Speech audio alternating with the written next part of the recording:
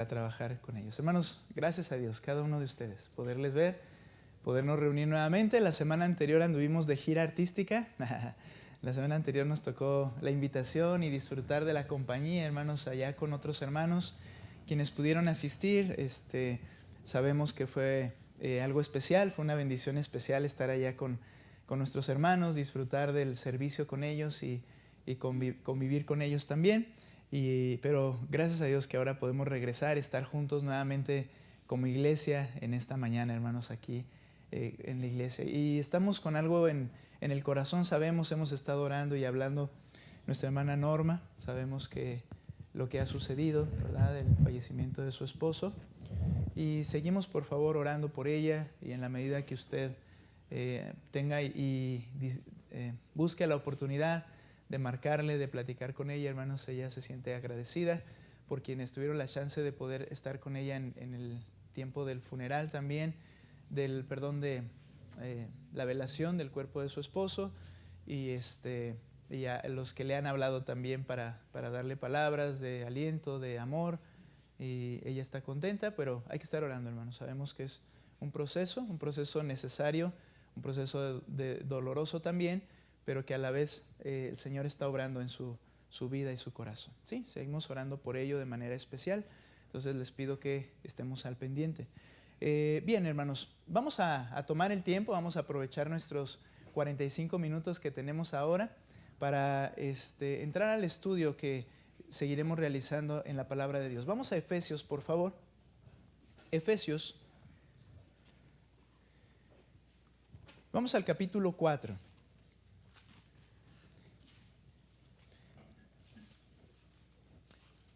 Tengo la intención, hermanos, de recordar lo que prediqué el domingo pasado, porque fue la continuación de este estudio.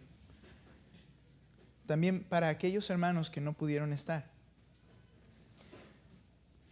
Con la intención de poder continuar ahora, hermanos, la idea, porque es una idea que está relacionada, está vinculada en estos dos mensajes, el de la semana anterior y el de ahora también.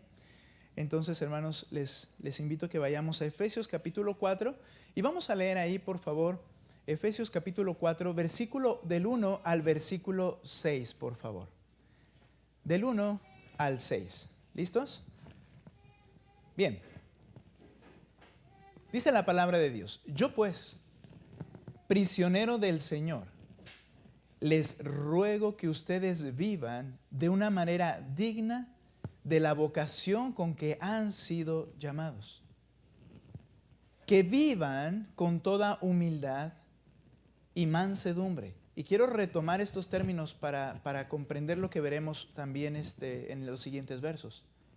Con toda humildad y mansedumbre, con paciencia, soportándose unos a otros en amor, esforzándose por preservar la unidad del Espíritu en el vínculo de la paz. Hay un solo cuerpo y un solo Espíritu, así como también ustedes fueron llamados a una misma esperanza de su vocación. Un solo Señor, una sola fe, un solo bautismo, un solo Dios y Padre de todos, que está sobre todos, por todos y en todos. La semana anterior, hermanos, predicaba acerca de vivir como corresponde. Y en realidad no agotamos el tema porque los 6 versos están unidos a la explicación, sobre todo los versos finales. Es la razón de por qué vivir como corresponde. Y hablábamos, hermanos, acerca de vivir como corresponde en este domingo pasado. Hoy hablaremos de vivir en unidad, porque estos dos temas, aunque los dividí en 2 temas, era realmente consecutivo de vivir como corresponde. Ahora, explicábamos que cuando dice andar, el apóstol Pablo ya ha mencionado todo lo que es la doctrina, les ha enseñado qué ha hecho el Señor Jesucristo, el Padre y el Espíritu Santo a favor de la iglesia, qué favores o qué bendiciones Él ha otorgado a la iglesia para que la iglesia que la iglesia, el creyente, ha recibido desde el momento en que ha creído en Cristo, Él ya ha explicado todo eso. Él ha orado al Padre para que la iglesia comprenda estas verdades. Él ha orado al Padre para que la iglesia sea capacitada en el hombre interior por medio del Espíritu para vivir estas verdades. Y ahora, capítulo 4 al final, el apóstol Pablo viene con un ruego. Ahora es vive, ahora es anda, ahora es haz lo que tienes que hacer. Vive como es digno de tu vocación o de tu llamamiento. Y explicábamos que se refiere a vivir como corresponde. Y explicaba yo también que es la idea de una balanza, que lo que hay en un platillo debe estar en el otro. Que lo que yo soy lo debo vivir y experimentar y que sea visible en mi vida. Eso es vivir como corresponde. Muchas veces sabemos todo lo que somos o debemos ser, pero no es lo que estamos viviendo. La idea corresponder es esa idea de balancear, de que lo que está aquí está acá. Vive como corresponde ser cristiano, predicaba la semana anterior. Ahora, explicando esto, la necesidad de vivir como corresponde, llegábamos a características de cómo es vivir como corresponde. Y si se dan cuenta es un pequeño resumen de lo que vimos el domingo pasado. Pero quiero retomar las características de vivir como corresponde. Nota por favor el versículo 2. ¿Cómo es vivir como corresponde ser cristiano? Ahora, no queda de más mencionar esto. Solamente el que es cristiano. ¿Y qué entendemos por esto? El que ha creído el evangelio de Cristo y que ahora ha sido regenerado por Él, que ahora ha sido salvo por Él, que el Espíritu Santo ahora mora en Él, es solamente ellos los que pueden vivir como corresponde a ser cristiano, porque tienen los recursos dados por el Espíritu Santo para hacerlo, pero eres responsable de llevarlo a cabo. ¿Se entiende esa parte? Es para el que ha creído el evangelio. Esto no lo podemos demandar de cualquier persona. De hecho, cuando alguien viene a la iglesia, escucha algunos principios y normas que dicen, bueno, eso es correcto y es verdad, los voy a practicar. ¿Sabes qué va a pasar? Se va a frustrar. Porque no puede, por sus fuerzas propias, humanas, sin Cristo, simplemente es imposible hacer nada en absoluto. Y se van a frustrar y al frustrarse es que me estoy esforzando a vivir como cristiano, pero es imposible. No, el que tiene el Espíritu de Dios, es decir, el cristiano, el que ha creído en Cristo, sí puede porque tiene los recursos. Ahora, solamente aclarando eso, noten cómo es vivir como corresponde y los mencionamos la semana también anterior. Verso 2, ustedes en su Biblia, como lo manejan, léanlo fuerte por favor, versículo 2 y versículo 3. Ahí están las características. ¿Qué dice?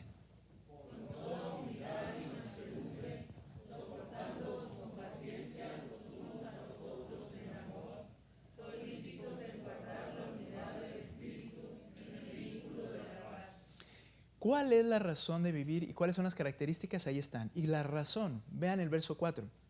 Podría yo añadir como que un porqué, y no le estoy añadiendo a la escritura, si no me van a caer las maldiciones. No, no es cierto, pero ¿por qué vivir así? Porque hay un solo cuerpo, un solo espíritu, y comienza a hablar, hermanos, de la unidad. Esto es lo que no mencioné la semana anterior y donde quiero retomar. La razón de vivir como corresponde es porque el creyente está unido con el resto de los creyentes en una unidad perfecta. Y cuando no vives como corresponde, cuando yo no vivo como corresponde, yo estoy dañando, yo estoy afectando, yo no estoy promoviendo ni cuidando la unidad que ya hay por medio de Cristo, del Espíritu Santo y del Padre en el creyente junto con Dios y junto con los demás creyentes. Yo voy a dañar ese aspecto tan importante, que es la unidad que Él ha formado. Es lo que explicaré enseguida, me estoy adelantando solo brevemente. Entonces, entendiendo eso, que hay una razón por la cual vivir como corresponde, y esa razón es la unidad que Cristo ha llevado a cabo, cada aspecto de vivir como corresponde se relaciona entonces con esa unidad. Y allí es donde quiero yo hacer una segunda explicación de manera más más directa a lo que el texto dice. Nota, por favor, que vivan con toda humildad. Primera característica. ¿Se acuerdan de esa frase, hermanos, que mencionaba? La humildad es esa virtud que cuando uno se da cuenta que la tiene, es porque ya la perdió. Cuando alguien dice, soy humilde, ya no está siendo en absoluto humilde. Es colocar a Cristo en primer lugar, a los demás en segundo lugar, y en tercer lugar a los demás, y en cuarto lugar a los demás, y por último a mí. Es lo que dice en Filipenses, considerando las necesidades de los demás como superiores a las tuyas. Ahora,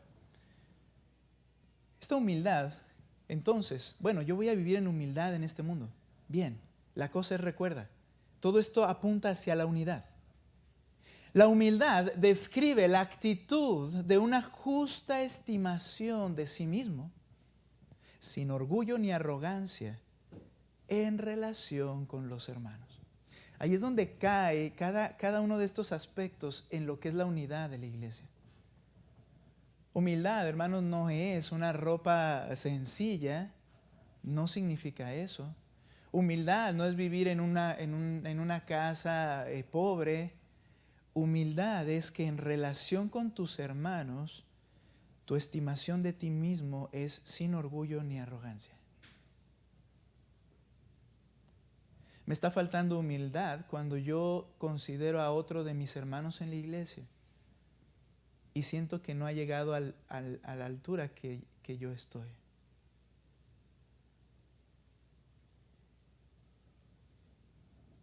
Esta humildad estima a los demás de igual valor. Estima a los demás con el igual derecho delante de Dios. Mi hermano no tiene menos bendiciones, no tiene menos Espíritu Santo que el que yo tengo.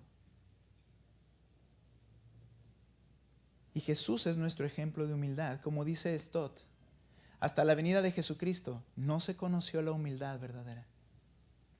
Él vino y nos mostró lo que es realmente ser humilde.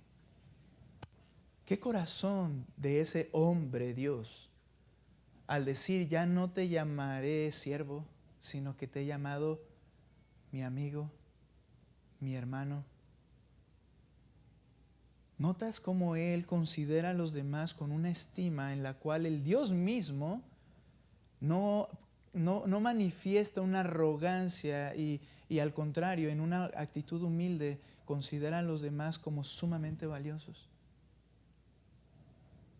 Esto es lo que tenía que explicar, hermanos, acerca de las características, y voy a explicar cada una con este contexto para entender lo que veremos enseguida.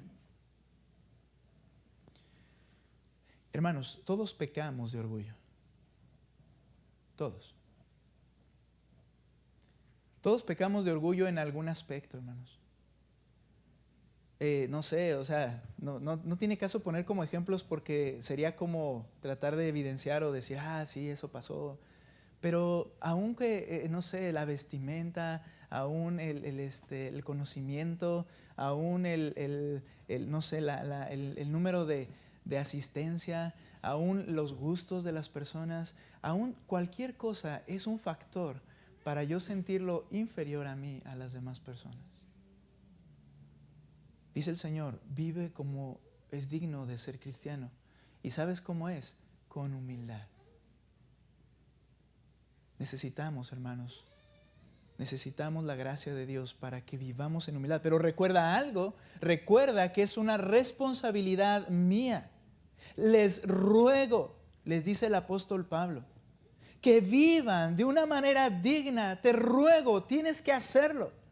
Y como mencioné, ese ruego no es, yo te lo ruego si tú quieres. No, es un ruego porque Él está como diciéndolo de alguna manera en una pasión de decir esto, pero es una orden de parte de Dios. Debes vivir de esa manera. Entre los pastores y maestros de nuestra iglesia, no se trata de considerar quién hace mejor la labor de la enseñanza que el otro. Entre los miembros activos de la iglesia no se trata quién participa en más actividades que el otro. En relación, hermanos, de nuestra madurez espiritual de manera progresiva, no se trata de cuánto yo sé y los versos que la otra persona no sabe. Se trata de una decisión de considerar a los demás como superiores a ti mismo. Y esa humildad mencionaba algo más, que estas características son progresivas y que la otra no puede estar sin la primera. Y la segunda, ¿cuál es? Que vivan con toda humildad y mansedumbre. Mencioné que mansedumbre es poder bajo control. Y como estoy diciendo, no puede haber mansedumbre sin humildad. Pero ¿cómo se ve esto a la luz de la unidad de la iglesia? ¿Cómo es que una persona requiere ejercer mansedumbre, vivir en mansedumbre? La humildad va acompañada de la mansedumbre, la palabra prautes. ¿Qué significa esto? Aunque a veces se traduce como un sinónimo, humildad o mansedumbre, en realidad son dos cosas distintas. Se refiere a una dulzura de espíritu. Tiene que ver con la gentileza con que uno se trata con otros. Y está vinculado, obviamente, con la humildad. ¿Por qué poder bajo control, hermanos? Nota conmigo Gálatas capítulo 6, verso 1 al 2.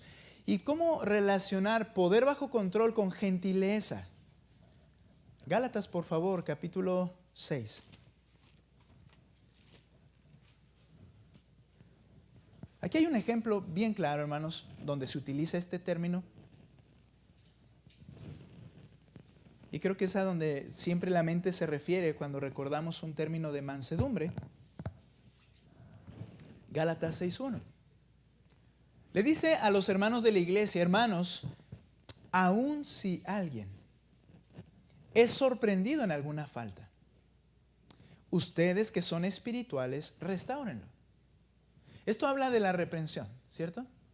Y ya hemos explicado, hermanos, que reprender es decir lo que está mal a la persona de manera clara, lo que está mal particularmente delante de Dios, ¿cierto? Decirlo de manera clara. Y eso es bueno y necesario. Dice entonces, ya me moví, no, dice, ¿viste una falta? Tú estás queriendo seguir al Señor, eres espiritual en ese sentido en que estás siendo guiado y quieres hacer las cosas para el Señor bien. Restaura al que está en esa falta con un espíritu de mansedumbre. ¿Qué implica, hermanos? Que seas gentil al momento de tratar ese asunto. Y está relacionado con la humildad, porque, hermanos, hay una realidad y todos carecemos de esto.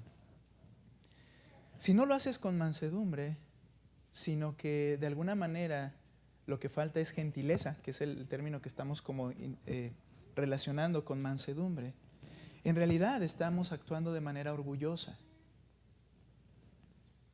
En realidad, cuando a mí me molesta a mi hermano por lo que está haciendo, cuando a mí me molesta a mi hermano por lo que está haciendo, y obviamente yo lo voy a expresar de esa manera, lo que yo estoy sintiendo es orgullo y no lo puedo tratar con gentileza. No sé si te ha pasado en alguna ocasión que conoces a una persona, a mí me ha pasado por la cuestión de predicar en otras iglesias. Pero de repente, como yo les mencioné también el domingo pasado, llega alguna hermana, hermano, y comienza a decirme alguna situación. A veces se tiene más confianza con los que vienen de fuera, porque quizá no conoce, siente más libertad a decir, pues no me conoce todo y le voy a decir y voy a buscar ayuda. Y al momento de hacerlo, hermanos, como yo no tengo un concepto equivocado ni correcto quizá de la persona, porque no estoy teniendo mucho trato, ahora esa no es justificación, pero aunque no estoy teniendo con él ninguna fricción, viene y me comenta algo y yo sin problema y sin una pasión dentro de mí, yo gentilmente le voy a decir, bueno, hermano, mire, yo creo que la Escritura dice esto y aquello. Así es fácil practicar la mansedumbre. Pero cuando ha sido la persona con la que estás teniendo un problema, tú quieres tragártelo vivo y le vas a decir las cosas. ¿Y qué va a gobernar? Mi pasión. Y ese es un acto de orgullo. Dice el Señor, en este texto, con humildad, considerando a los demás y con gentileza. Dijo el apóstol Pablo a Timoteo, le dice que el siervo de Dios debe ser amable para con todos. Y no hay condicionante. No hay condicionante. Yo debo ser amable, gentil, misericordioso.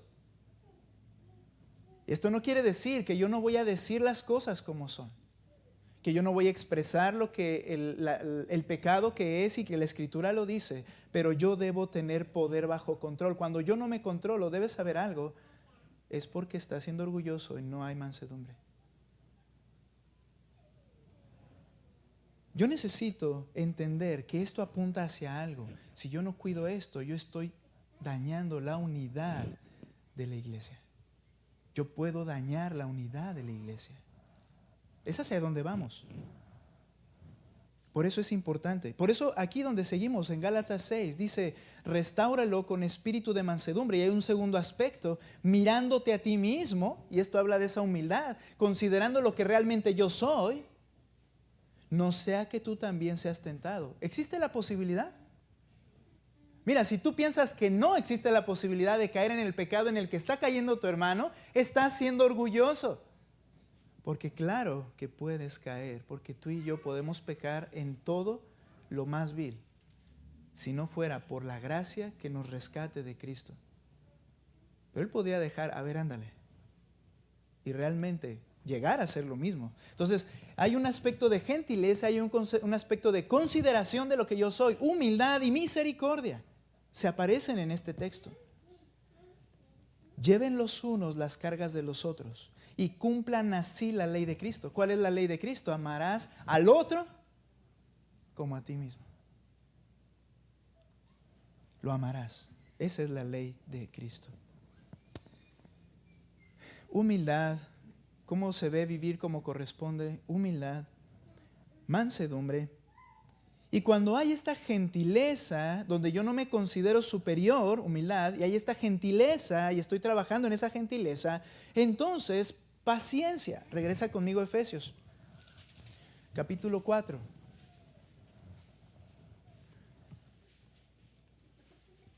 Que vivan con toda humildad. Y es interesante, con toda humildad, es saturado de humildad y mansedumbre. Y luego dice, con paciencia. Ahora, paciencia, capacidad para soportar la aflicción sin devolver el mal. ¿Cómo se ve esto a la luz de la unidad de la iglesia? Esta paciencia, estoy leyendo algunos comentarios que me fueron de bendición y que estoy compartiendo con la iglesia, y yo quería hacerlo con nuestra iglesia. Pero noten lo que dice el 2. Esta paciencia se manifiesta con una actitud de tolerancia amorosa hacia los demás. Tolerancia amorosa, soportándonos los unos a los otros en amor.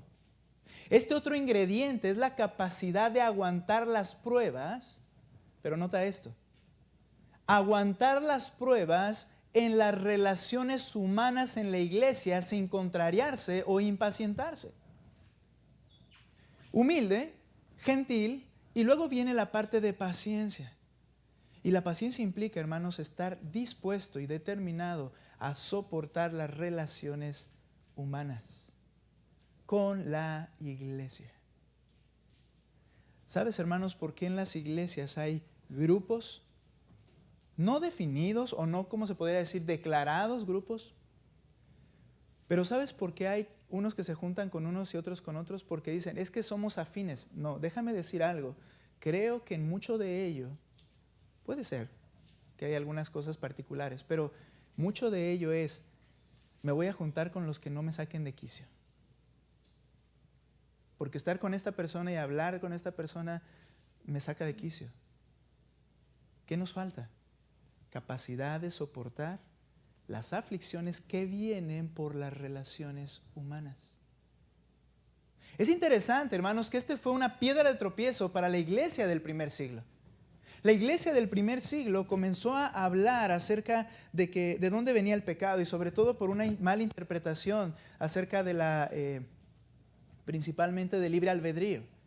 El libre albedrío como doctrina, no que el libre decisión, pues sí tomo decisiones y trae consecuencias. Pero el libre albedrío como doctrina implicaba esto, que el hombre nace neutral, ni malo ni bueno, y dependiendo del entorno, él se iba a ir para un lado y para el otro. Entonces, cuidado cuando uses el término libre albedrío, comprende si estás hablando de una doctrina como se enseñaba en algunas iglesias de manera equivocada, o estás refiriéndote a que tú tomas las decisiones, ¿no? Eso es una diferencia que debe estar en tu mente. Porque si alguien te dice, entonces no hay libre albedrío, sí, tú puedes tomar tus decisiones, pero libre albedrío como doctrina, no, porque tú no naciste neutral, tú naciste con pecado y el pecado te arrastra. Eres esclavo, dijo el Señor Jesucristo. No existe libre albedrío en ese sentido. Ahora, algo más. Cuando entonces estos creyentes malinterpretan eso, comenzaron los ascetas. Cristianos que comenzaron a apartarse de sus familias, apartarse de la comunidad de la iglesia e irse a cuevas, irse a montañas, irse a unos a las columnas. Ya platiqué esa ridiculez, que era ponerse literalmente en una columna y conforme se sentían más espirituales le añadían una roca más y vivieron 20 años en columna. ¿Por qué? Porque decían que ellos iban a manchar y pecar si se relacionaban con los demás. Y no recordaron o no entendieron que el pecado está en el corazón. Ahí arriba de la columna, ahí estaba su pecado. Porque está en su corazón, no en el corazón del otro. Pero ¿por qué viene esto, hermanos? Porque no somos capaces de querer resistir lo que implica la fricción y la relación humana en la iglesia con gente pecadora, arrepentida, que está bajo el mismo techo. Hermanos, debemos motivar a que nosotros seamos capaces de relacionarnos unos con los otros y poder hablar de cualquier tema y poder escuchar de cualquier tema. Y cuando tú puedas gentilmente atender y yo pueda gentilmente escuchar, estoy avanzando a la unidad y motivando la unidad de la iglesia. Necesitamos paciencia. No somos iguales, definitivamente, y nos desesperamos unos a otros, pero se requiere crecer en esto. Y Pablo dice, es como debes andar, así es como debe andar el creyente. Humildad, misericordia, paciencia. Y entonces lleva a un tercer paso en esa escala, ¿verdad?, dentro de cómo vivir. Y habla de amor, dice el texto. Soportándose unos a otros. Vean, la paciencia está previo. ¿Y esto a qué me lleva? Soportar unos a los otros en amor. Este amor ágape es la característica clave y significa benevolencia invencible. ¿Sabes qué? Sin el amor no se puede tolerar las imperfecciones que aún existen en los demás hermanos en la iglesia. No se puede. No se puede tolerar, hermanos, y por eso la Escritura dice, el amor cubre multitud de pecados. ¿Qué implica? En lugar de observar el punto negro, observo el alma que le pertenece a Cristo y que es mi hermano, que ha sido amado por el Padre desde la eternidad, que ahora esa alma ama a Cristo y que es consiervo mío. Veo eso en lugar del punto. Porque el amor cubre todos esos puntos de los que estamos llenos. El amor cubre. Vuelvo a lo mismo, hermanos, no me malentiendan. No estoy diciendo que el amor es tolerar y decir, bueno, todos somos pecadores, cada quien que viva como bien le parezca. No. Pero cuando yo estoy en amor y hay un pecado, yo voy a poder ser humilde, misericordioso y paciente cuando trate el pecado de alguien.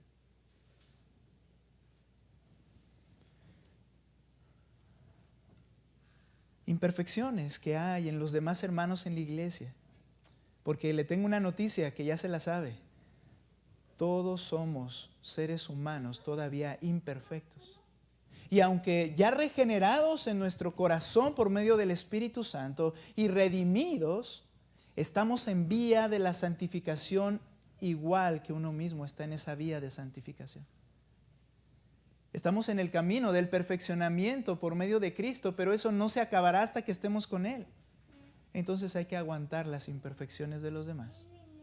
Y hay que ayudar en las imperfecciones de los demás. Se requiere amor. Un amor paciente y sacrificial. Entonces, el amor cristiano es la predisposición. ¿Qué te dice esa palabra? Una determinación tomada por ti previo a cualquier asunto. La predisposición de aceptar y querer a los demás con verrugas y todo, dijo un autor, tales como ellos son y no como yo pienso que deben ser. Así son. En ese punto está.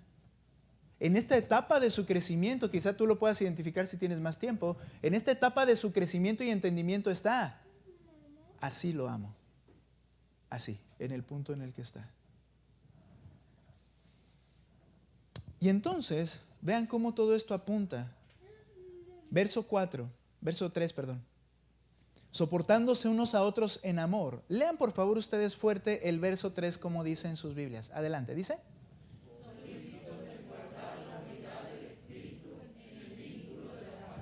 Entonces, hermanos, habla de un deseo apresurado, solícito.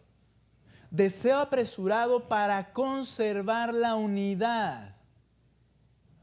Y luego habla del vínculo, en el vínculo de la paz. Este andar cristiano no solo se refleja en un carácter o actitud cambiada.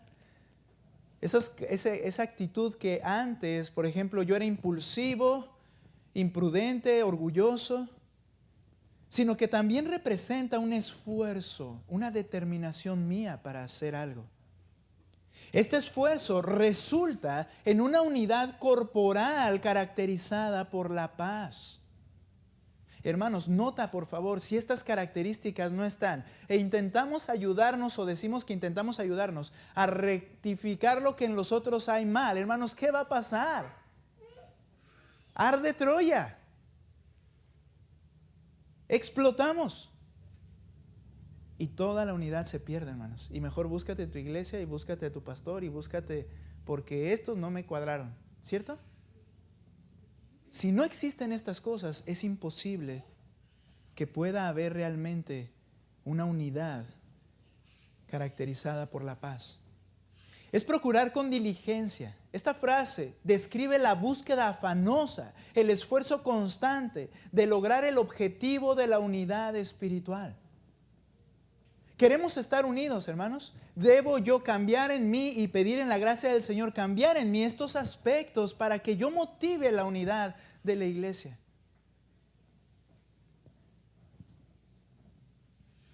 Hay que recordar, y es lo que vamos a hablar, que ya hay una unidad en Cristo por el Espíritu Santo, y la explicaremos en la siguiente sesión. Pero ahora compete entender que a cada uno individualmente es nuestra responsabilidad preservar esta unidad. Esta unidad depende del aporte de cada miembro, no solamente del pastor o de alguien en particular. Depende de tu aporte. Hermanos, sé que hay muchas actividades, sé que tenemos trabajos y algunos trabajan justo al horario de las oraciones.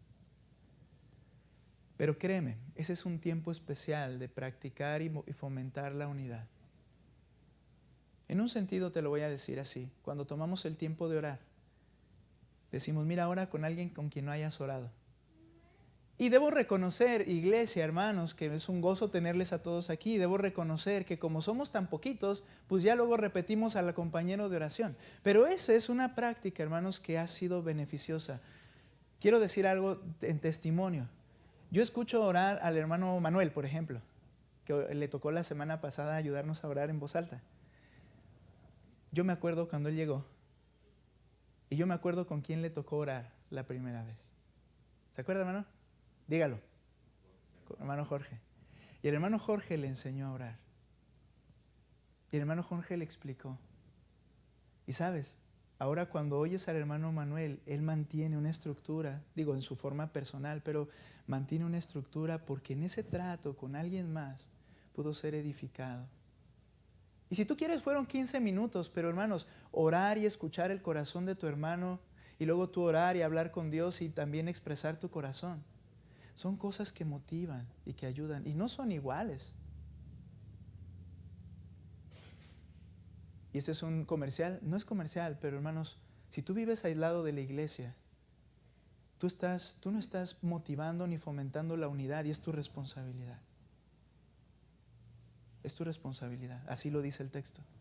Tú tienes que esforzarte por preservar esa unidad y hacer lo que sea necesario por preservar esa unidad. ¿Qué implica? Ven a la iglesia, trata a los demás, júntense, cenen juntos. No tienen que invitar al pastor, no todo es culto oficial. Vayan y cenen, coman, vayan y oren, vayan y ven una película en casa, lo que sea, pero hazlo con todos los demás.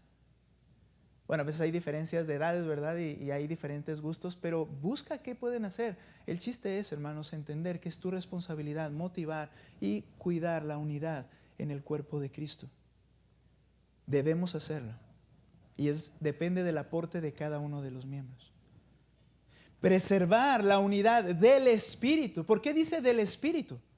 Porque es lo que el Espíritu Santo ha llevado a cabo en respuesta a la oración intercesora de Cristo antes de ir a la cruz. Le dijo al Padre: Padre, así como tú y yo somos uno, yo te ruego por estos. Y hablaba de los discípulos y la iglesia que vendría de ellos, después de ellos. Y dice, para que sean uno en unidad, así como tú y yo somos uno. Y el Espíritu entonces, cuando alguien cree el Evangelio, el Espíritu lo agrega a esa unidad llamada el cuerpo de Cristo, que es la iglesia. Él ya lo ha llevado a cabo, pero yo debo cuidar y preservarlo. La unidad en el Espíritu, porque es Él el que lo lleva a cabo. Nota por favor, vemos un texto, 1 Corintios 12:13. Acompáñame ahí. 1 Corintios 12:13.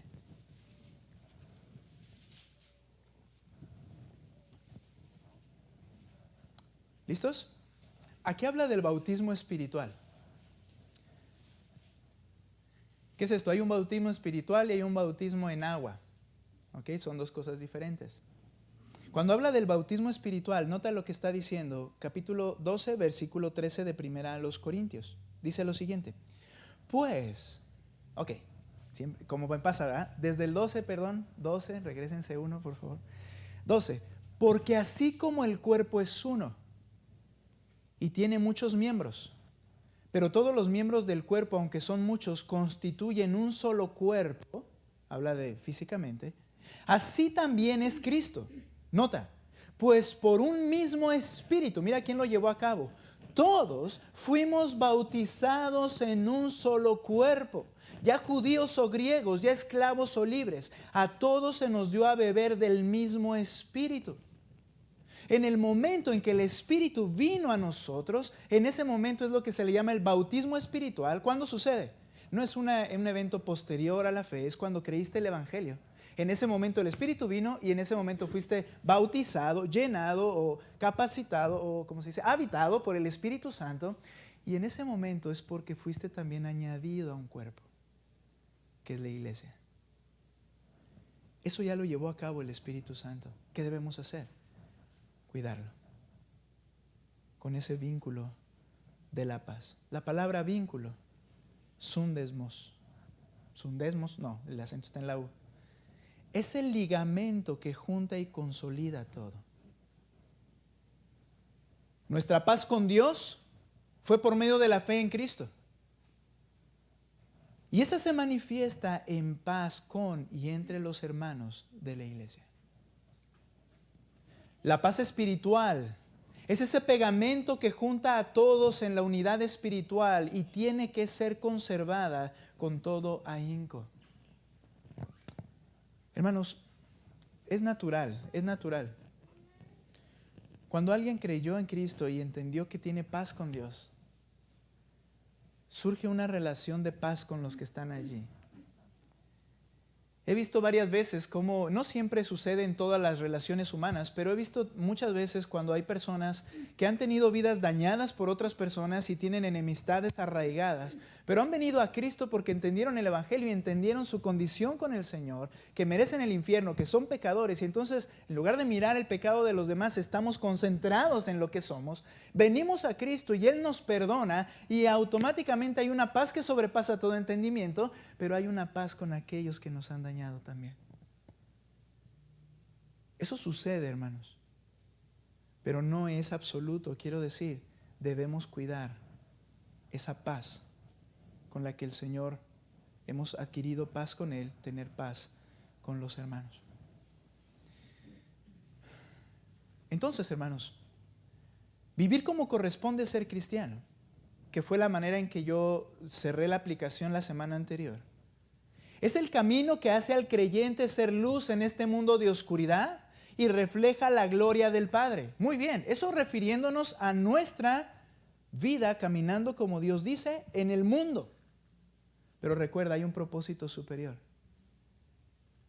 Pero también, y según el orden de ideas de Pablo, tiene un propósito aún más importante: conservar y manifestar la vida en unidad como iglesia, para que de manera permanente y eficaz esa iglesia, como dice el mismo Efesios, a Él sea la gloria en la iglesia por todas las generaciones, por los siglos de los siglos. Amén. Ese es el principal propósito de vivir como corresponde. ¿Cuál? Reflejar la unidad espiritual que ha llevado a cabo. Y por eso, hoy, después de 5 minutos y descanso, hablaremos de vivir en unidad.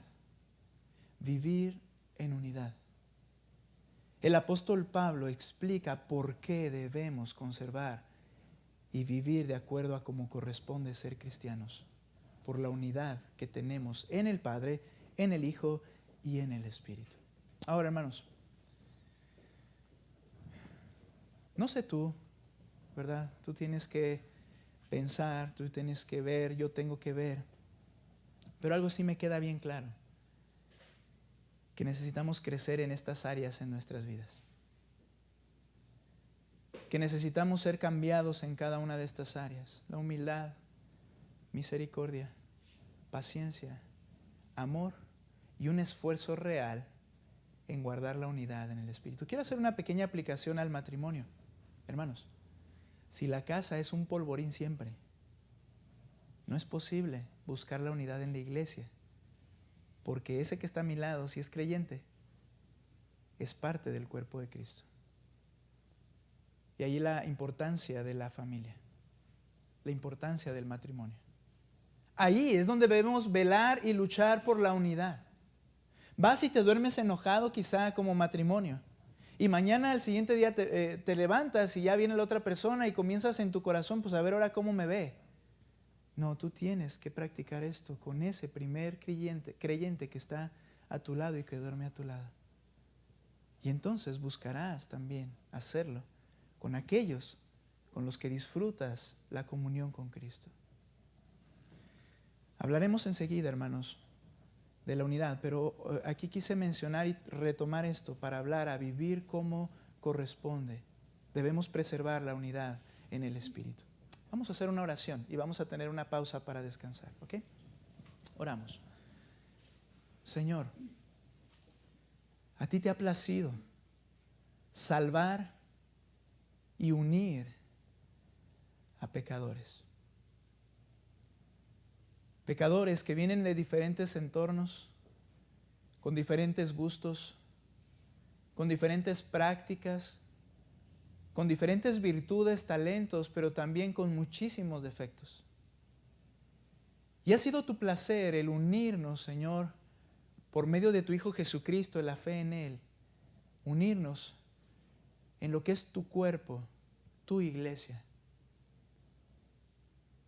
Mi Dios, vemos tristemente como muchas iglesias hermanas, iglesias que eran fieles, constantemente se mantienen fraccionados. Señor, esta iglesia puede fraccionarse, partirse, dividirse, Señor, en un momento y de manera tan sencilla. Y entonces socavar la unidad que tú has llevado a cabo en el Espíritu, que esa es incambiable, pero que somos responsables de cuidar.